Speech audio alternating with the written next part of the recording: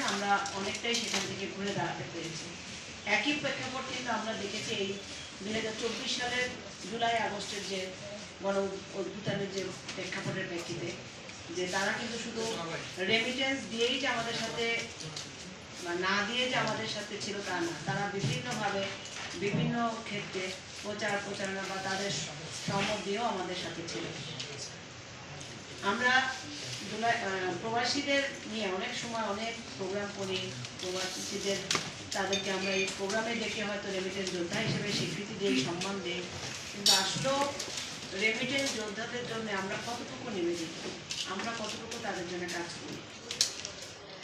একজন প্রবাসী যখন বিদেশে যাচ্ছেন তখন তিনি বিভিন্ন দপ্তরে কতগুলি সমস্যার সম্মুখীন হচ্ছেন, এয়ারপোর্টে তারা কতগুলি সমস্যার সম্মুখীন হচ্ছে, ওই দেশ যেই দেশে সে যাচ্ছে সেখানে যে কী ধরনের সমস্যার সম্মুখীন হচ্ছেন, যেখানে কাজ করছেন সেখানে কী ধরনের সমস্যার সম্মুখীন হচ্ছেন, এবং বিদেশে থাকা অবস্থায় আমাদের হাই কমিশনগুলি কতটুকু থেকে তাদেরকে সহযোগিতা পাচ্ছে বা তাদের কাছ থেকে সমস্যার সমাধানের জন্য পথ খুঁজে দিচ্ছে। এবং যিনি আজকে বললেন, যিনি আমাদের লিমিটেড যোদ্ধাকে বললেন যে উনি যখন থাকেন না তখন ওনার পরিবারের নিরাপত্তার যে বিষয়টি, এটি ম্যাক্সিমাম পরিবারেই ভোগ করে। উপস্থাপক বলেছেন যে আমি আপনাদের প্রবাসী কল্যাণের এই বিষয়গুলি অনেক কিছুই জানি, যেমন আমাদের খুবই স্বয়ংসম্পূর্ণ টিটিসিগুলো অনেকগুলি টিটিসি আছে, বাট আদৌ কি সেগুলিকে আমরা ফাংশনালি, যেটাকে একদম বলা যায় যে 100% আমরা কি কার্যকর করতে পেরেছি বা করছি। আমরা জানি আমাদের কিন্তু অনেক দেশে আমাদের দেশের কর্মীদের কিন্তু অনেক চাহিদা আছে, কারণ আমাদের দেশের মানুষজন, এটা খারাপ শুনতে হলেও সত্যি, দেশে যদি একজন দোকানদারি করতে বলা হয় সে করবে না, তার মান সম্মানে লাগে, কিন্তু দেশের বাইরে যে সে যেই কাজটাই করে সেটা কিন্তু খুবই নিষ্ঠার সাথে করে। এবং অন্যান্য দেশের মানুষের যে দেখা যাচ্ছে আমাদের রেমিটেন্স যোদ্ধারা বা আমাদের মানুষরা কিন্তু বাইরের দেশের যে মালিক আছে তাদের কাছে কিন্তু আস্থাবাদন বেশি হচ্ছে, কারণ তারা কর্মঠ পরিশ্রমী।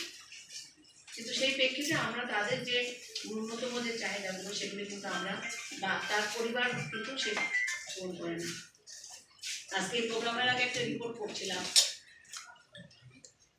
কুমিল্লার একটা ঘটনা, আপনারা হয়তো অনেকেই দেখেছেন, যে তার প্রবাস জীবন 26 বছরের উপরে, কিন্তু এখন সে বাংলাদেশে যখন ফিরেছেন তখন দেখেছি তার পরিবার তার জন্য কিছুই করেনি, এবং আসার পর 3 বছর 4 বছর বাসায় থাকার পর এমন অবস্থা সৃষ্টি হচ্ছে সে বাসা থেকে বের হয়ে গেছে রাগে দুঃখে কষ্টে। এখন তার দিন কাটছে রাস্তায় রাস্তায়, মাজারে মাজারে, কেউ দিলে খায় না দিলে না খায়। এই যে 26 বছর তার ইনকাম, তার পরিশ্রম, সে তার পরিবারকে দিয়েছে, সে দেশকে দিয়েছে।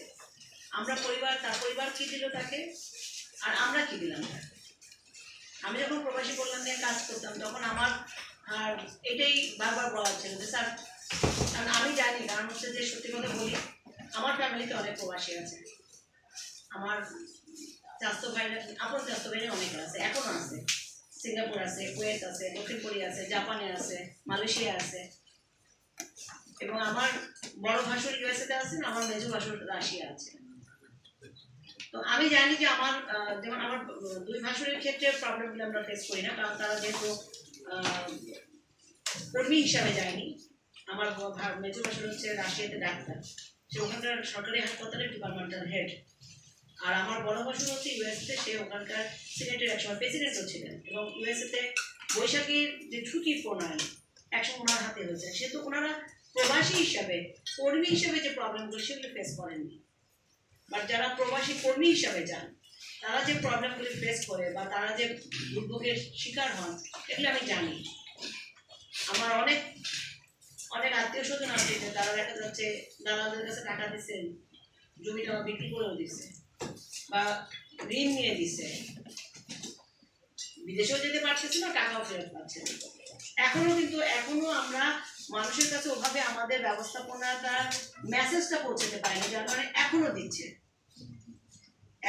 এটা আমি মানুষের কথা বলবো না, আমার পরিবারে আছে, আমার চাচাতো ভাইজান তাদের ঘরের নাতি নাত করে আছে কয়েকজন। গত মাসে আমার আব্বার কাছে কয়েকজন আসছে বলার জন্য যে দাদা টাকা দিচ্ছি, টাকা তখন খেতে পারতেছে না, বিদেশেও নিয়ে যাচ্ছে না, খুব একটু বলে। তো তো তাদের ক্ষেত্রে আমার ইয়ে হচ্ছে একটাই উত্তর, আমার বাবাকে একটাই, টাকা যখন দিচ্ছে তখন যে আমাকে বলে দিচ্ছে টাকা উঠানোর ক্ষেত্রে আমাকে কেন বলতেছে, আমি এটা বুঝতে নাই। তাহলে হচ্ছে আমি যখন একজনের টাকা উঠানোর জন্য কাজ করবো তখন 10 জন আরো উৎসাহিত হবে যে টাকা দিয়ে অসুবিধা নাই, টাকা উঠাতে না পারলে বিদেশে যেতে না পারলে তুমি উঠাই দিবে। আমি একদম বলছি যে ওরা টাকা উঠাবে কি উঠাবে না, পারবে কি পারবে না, আমার এটা দেখার বিষয় না, আমি এই দালালি কাজের মধ্যে নেই। কিন্তু মেসেজ হচ্ছে যে আমাদের মানে আমরা যে সরকারিভাবে আমার টিটিসি আছে, আমার ওয়েসেল আছে, তারপরে আমার হচ্ছে আপনার প্রবাসী কল্যাণ ব্যাংক আছে, জেলা কর্মসংস্থান জনশক্তি আছে, তাহলে আমরা মেসেজগুলি মানুষের কাছে এখনো দিতে পারি নাই, পৌঁছাতে পারি, যার কারণে এখনো মানুষ দালালের সম্পন্ন হয়। এখনো মানুষ বিভিন্ন গ্রামে গ্রামে ঘুরে যে ভোট 20 ঘুরে তাদের শরণাপন্ন হচ্ছে, তাদের খাদে পা দিচ্ছে এখনো। তো প্রথমত আমাদেরকে তাদের কাছে আমাদের সেবাগুলিকে পৌঁছাতে হবে। দ্বিতীয়ত যারা প্রবাসে যাচ্ছে, যাওয়া থেকে শুরু করে ওইখানে থাকা পর্যন্ত এবং তার পরিবার কি সমস্যাগুলি ফেস করছে সেগুলিকে আইডেন্টিফাই করে সেগুলি নিয়ে কাজ করতে হবে। তৃতীয়ত হচ্ছে আমাদেরকে প্রতিজ্ঞাবদ্ধ হতে হবে যে আমরা আনস্কিল লেবার পাঠাবো না, বা আমি আনস্কিল হয়ে যাব না। কারণ একজন আনস্কিল লেবার যে যায় সে পরিশ্রম করে 4 গুণ 5 গুণ, বেতন পায় কম, যে যা পায় তা তার পুরো পরিবারকে পাঠায় দেয়, সে অনাহারে অর্ধাহারে দিন কাটায়। আমি বললাম তো আমি এই বিষয়গুলি এক হচ্ছে কাজ করেও জেনেছি, দ্বিতীয়ত হচ্ছে বাস্তবতা থেকে জেনেছি। আমি লাস্ট 2021 সালে 22 সালে আমি সিঙ্গাপুর গিয়েছিলাম। আমার যে চাস্তো ভাইয়ের হচ্ছে দেশে তার ওয়াইফ মাসে 20,000 টাকার হচ্ছে খালি জামা কাপড় কিনে, আমার সেই চাস্তো ভাইকে আমরা যাই দেখছি যে এত ছোট একটা রুমে থাকে এবং ম্যাক্সিমাম দিন হচ্ছে রাতের খাওয়া দাওয়া হয় না। কেন? কারণ হচ্ছে এত পরিমাণ ডিউটি থাকে, রাতে ফিরে আবার রান্না করে খাবে সেই এনার্জিটুকু তাদের থাকে না। অথচ আমার চাস্তো ভাইয়ের ওয়াইফ কিন্তু এখানে জমিদারি হাতে থাকতেছে, খাচ্ছে, চলতেছে, এবং তার সে দেশে ফিরে আসে তার শূন্য হাত। আমার একজন আপন চাস্তো ভাই, সে দক্ষিণ কোরিয়ায় ছিল 20 বছর। 1996 সালে আমি যখন ইউনিভার্সিটিতে ভর্তি হই, আমরা ঈদের সময় আমার মা মানে আমি ইন্টারমিডিয়েটের আগ পর্যন্ত কোনোদিন আমরা কেনা জামা কাপড় পরিনি। আমার বাবা সরকারি চাকরি করতেন, আমার মা কাপড় কিনে আমাদের সবাইকে জামা বানিয়ে দিতেন। প্রথম ঢাকায় আসার পর যখন আমরা মার্কেটে গেলাম জামা কাপড় কিনতে, মনে হলো যে কেনা আমাদের পক্ষে সম্ভব না। অথচ ওই সময় আমার ওই চাচাতো বোনের ছোট ভাই ছোট বোন তারা মুন্সিগঞ্জ থেকে গাড়ি ভাড়া করে ঢাকায় এসে শপিং করতেন। 2 দিন 3 দিনের জন্য গাড়ি ভাড়া করতেন, এসে তারা শপিং করতেন। এবং তখন আমরা দেখতাম আমার এই চাচাতো ভাই বোনদের 40,000 টাকার নিচে টাকা দিলে তারা বাসায় মোটামুটি ঝগড়া বিবাদ শুরু করতেন। আমার সেই চাচাতো ভাই 20 বছর পর যখন দেশে ফিরছে তখন শূন্য হাত, সে বিয়ে করবে, তার বউকে একটা নাকফুল দেওয়া তার টাকা নাই। এটাই বাস্তবতা, এটাই বাস্তবতা। শুধুমাত্র শেষ যে বছর তিনি ছিলেন, আমি একদিন ফোন করে খুব রাগারাগি করছিলাম, আপনি যেগুলি পাঠাচ্ছেন সেগুলি আপনার মা ভাই বোন কীভাবে উড়াচ্ছে আপনারা জানেন। ওই সময় সে উনি রাগ করে শেষ 6 মাস কিছু টাকা আমার বাবার কাছে পাঠিয়েছিলেন। ওইটা দিয়ে আমার বাবা তাকে ওই যে ঢাকা গুলিস্তানের না ইয়ের দিকে যাত্রাবাড়ির দিকে রাজধানী সুপার মার্কেট আছে, ওইখানে 2টা ছোট দোকান রেখেছিল। ওই দোকানের এখন ভাড়া দিয়ে অন্তত তার ছেলে মেয়ের খাবার দাবার পাবে। এখন তার বয়স প্রায় 55। সে এখন আবার বিদেশে যাওয়ার জন্য নিরুপায় হয়ে বিদেশে যাওয়ার জন্য চেষ্টা করতেছে। এটাই কিন্তু পরিবারগুলির বাস্তবতা। যারা প্রবাসে থাকে তাদের এটা দেখেন 99% ফ্যামিলির এই অবস্থা। একজন প্রবাসী এখানে বলেছেন যে উনি ওনার উন্নতি করছেন, হ্যাঁ এই ব্যতিক্রম আছে যে যার পরিবার সবার পরিবার যেরকম বেহিসাবে বা নষ্ট করে তা না, এটাও আছে যে যার টাকা পয়সা পাঠাচ্ছে পাই পাই হিসাব রাখতেছে এবং তার জন্য তার সংসার থেকে তার পরিবার থেকে তাকে সম্পদশালী হিসেবে গড়ে তুলতেছে যেন সে দেশে এসে আরাম আয়েশে জীবন কাটাতে পারে, এটাও আছে। কিন্তু আমাদের খারাপ সিচুয়েশনটাই সবচেয়ে বেশি, ভালো সিচুয়েশনটা কম। কিন্তু আমার অনুরোধ থাকবে আমাদের এখানে যারা প্রবাসীদের নিয়ে আমরা যে আমাদের যে অফিসগুলো কাজ করছেন বা যারা আছেন, যারা প্রবাসে ছিলেন এবং যাদের প্রবাসে নিজের পরিবারের লোকজন আছে, তারা এই প্রবলেমগুলিকে আইডেন্টিফাই করে এগুলি নিয়ে কাজ করে। এখন আমাদের এয়ারপোর্টে একসময় যে বিশাল হয়রানিগুলি ছিল, সেগুলি এখন অনেকটাই কমে আসছে, কিন্তু তারপরেও আছে।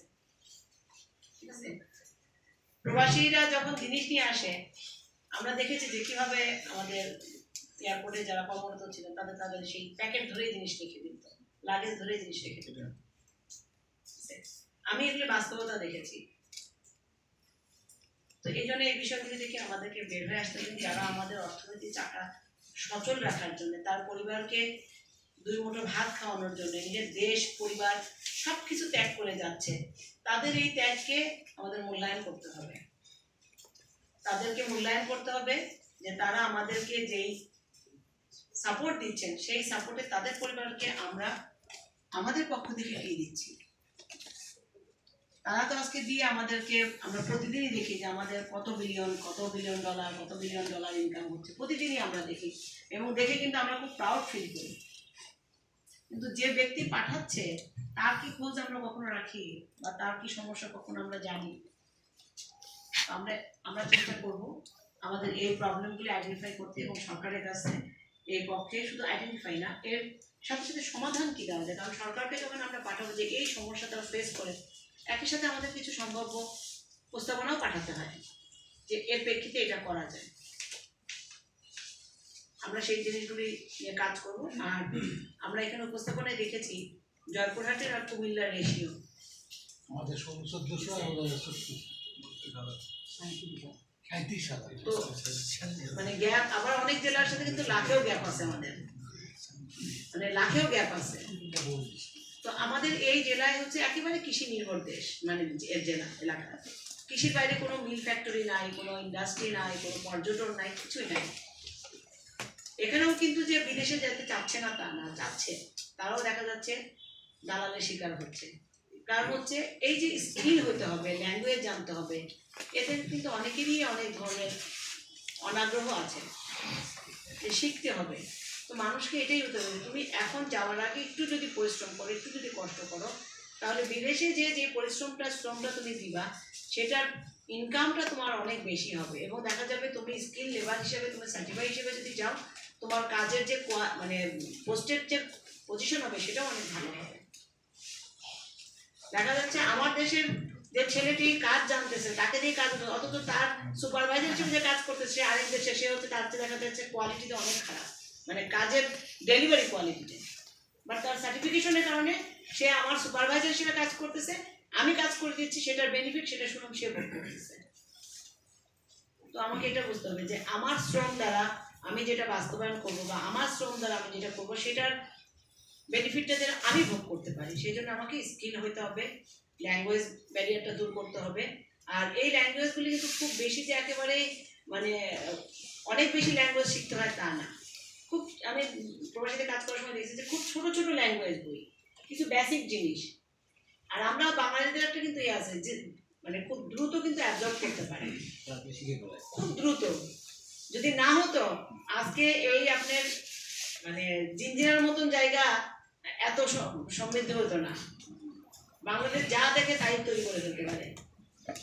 ঠিক আছে, তো এই জন্য হচ্ছে যে আমাদেরকে আমার সরকার থেকে আমাদের যে ব্যবস্থাপনাগুলো আছে কাগজে কলমে, সেগুলি আমাদের বাস্তবায়নের জন্য কাজ করতে হবে। একই সাথে রেমিটেন্স যোদ্ধাদের প্রতি পদে পদে যে সমস্যাগুলি ফেস করতেছে সেগুলির জন্য আমাদেরকে আরও বেশি মানে সহায়ক ভূমিকা রাখতে হবে। তার সাথে সাথে অবশ্যই যারা বিদেশ যেতে চায় তাদের এই মন মানসিকতায় হলো সেট হতে হবে যে আমি আনস্কিল হিসাবে কখনো যাব না, আমি স্কিল হিসাবে যাবো। আমরা জানি যে রিসেন্টলি জাপান বাংলাদেশ থেকে 1 লক্ষ কর্মী নেবে, এবং তারা ট্রেন আপ করে নেবে, তারাই ট্রেন আপ করে নেবে। এবং দুঃখজনকগুলো সত্যি দেখেন, জাপানের যে কর্মী নেওয়ার বিষয়ে আমাদের বিভিন্ন ওয়েবসাইটগুলিতে আগে অনেক ক্রাইটেরিয়া দেওয়া ছিল, কিন্তু জাপানের কিন্তু অন্য কোনো দেশে এত ক্রাইটেরিয়া নাই। যে ক্রাইটেরিয়াগুলো আমাদের ওয়েবসাইটে ছিল সেগুলো আমাদের বানানো, শিক্ষাগত যোগ্যতা, এই সেই, এটা ওদের শুধু দুইটা জিনিস ছিল। এক হচ্ছে ল্যাঙ্গুয়েজ, এবং ল্যাঙ্গুয়েজের ওদের একটা মাপকাঠি দেওয়া আছে, একটা মাপকাঠি দেওয়া আছে। আর হচ্ছে আপনি যে ট্রেডে যাবেন সেই ট্রেডে আপনার প্রশিক্ষণ আছে কিনা, থাকলে আপনি স্কিল লেবার, না থাকলে আনস্কিল লেবার। আর জাপান যতটুকু আমি জানি সহজে আনস্কিল লেবার নেয় না, ওরা সার্টিফিকেট নেয়। সেই শেয়ার সার্টিফিকেটটা হতে পারে জেনুইন, হতে পারে ভুয়া, ঠিক আছে, কিন্তু জাপান মানে পারতপক্ষে আমরা যেটা দেখেছি সবসময় যে আনস্কিল লেবার নেয় না। তো এই যে 1 লক্ষ কর্মী নিবে, এখানে আসলে আমরা কতটুকু আগ্রহ দেখাচ্ছি, নাকি শুধু জাপান সরকারই আগ্রহ দেখাচ্ছে? এটা নিয়ে আমাদের ওখানে যারা পোস্টেড আছে লেবার কাউন্সিলে, তাদের সাথে আমি একাধিকবার কথা বলেছি। তারা কিন্তু জোরসোর কাজ করতেছে যে দ্রুত আমাদের এই বাংলাদেশ থেকে 1 লক্ষ যে টার্গেট সেটা দ্রুত ফিল আপ করার জন্য, তাহলে তারা আবার একটা টার্গেট এড়িয়ে দেবে। এই জিনিসগুলি, এই তথ্যগুলি আমরা মানুষকে জানাবো এবং আপনাদের কাছে আমরা ক্ষমা চেয়ে নিচ্ছি। আপনাদের প্রোগ্রামটা 12টা থেকে ছিল, যেহেতু বিগত 4টা দিনের প্রোগ্রাম মানে 4 দিনের প্রোগ্রাম আমাদের সব পিছানো হচ্ছে। এখন দেখা যাচ্ছে ওনাদের প্রোগ্রাম যখন আসছে তখন তো ওনাদের দপ্তর থেকে, ওনাদের মন্ত্রণালয় থেকে আসতেছে, এভাবে যার যার মন্ত্রণালয় থেকে প্রোগ্রামগুলিকে পাঠিয়ে দিচ্ছে, কিন্তু যখন আসছে তখন আমাদের এক জায়গায় এসে পড়তেছে। আমাদেরকে এগুলিকে টাইম দিয়ে অ্যাডজাস্ট করে ওই ডিউ ডেটে ডিউ টাইমে করাটা আসলে খুব কঠিন হয়ে যাচ্ছে। তারপর আপনারা দীর্ঘ সময় ধরে আছেন, শুনছেন, আপনাদের জন্য প্রতি আমাদের কৃতজ্ঞতা। যে আশা করি আমরা আমাদের রেমিটেন্স যোদ্ধাদের পাশে থাকবো, যেভাবে আমাদের পাশে থাকে আমরা সেভাবে আমাদের আর্থিক অর্থে আমরা পাশে থাকবো এবং তাদের পরিবারের, যেটি আমাদের একজন প্রবাসী বললেন, আমরা এই বিষয়টি নিয়ে কীভাবে কাজ করা যায় বা সরকারের